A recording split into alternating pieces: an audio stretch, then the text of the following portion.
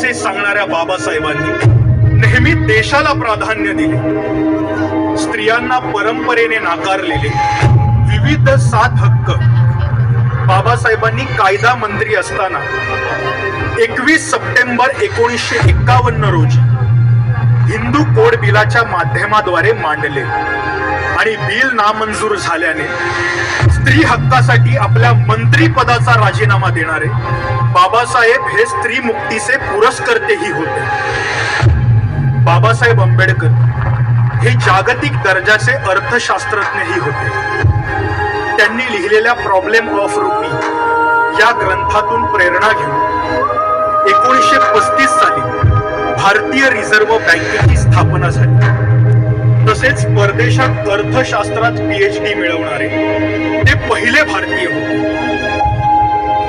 भारताला मिळालेल्या स्वातंत्र्यानंतर बाबासाहेब घटना समितीतील महत्वपूर्ण अशा मसुदा समितीचे अध्यक्ष होते.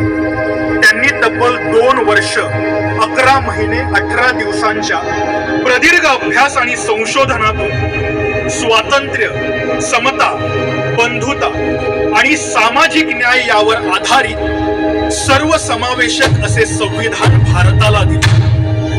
अस्पृश्य समाजाच्या माणूस म्हणून जगण्याच्या हक्कांसाठी बाबासाहेबांनी अनेक सत्याग्रह केले, पण समाजमन मात्र तयार होत नव्हते. 13 ऑक्टोबर 1935 रोजी येवले येथील परिषदेत बाबासाहेब म्हणाले होते की मी हिंदू म्हणून जन्माला आलो, पण हिंदू म्हणून मरणार नाही.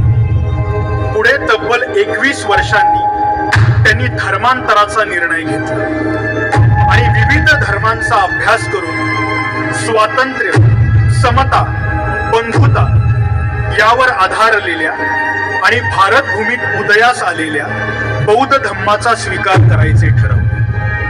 अखेर बाबासाहेबांनी 14 ऑक्टोबर 1956 रोजी नागपूर येथे द्वितीय पत्नी सविता बाबासाहेब आंबेडकर आणि 5 लाख अनुयायांसह धम्मदीक्षा घेतली.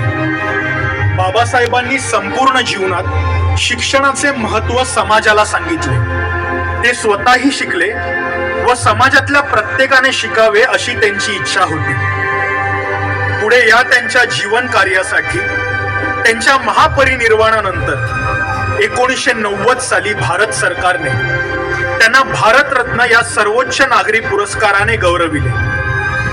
अशा या महामानवाची जयंती दरवर्षी 14 एप्रिल रोजी भारतातील अनेक राज्यात सण उत्सवासारखी साजरी केली जाते. तसेच भारतासह इतर 100 पेक्षा अधिक देशात ज्यांची जयंती मोठ्या उत्साहाने साजरी केली जाते असे बाबासाहेब एकमेव व्यक्तिमत्व होते. म्हणूनच डॉक्टर बाबासाहेब आंबेडकर हे खऱ्या अर्थाने विश्वरत्न आहे. अशा या महाज्ञानाच्या महामानवाला जयंती दिनी या चैत्यभूमीवर कोटी कोटी प्रणाम.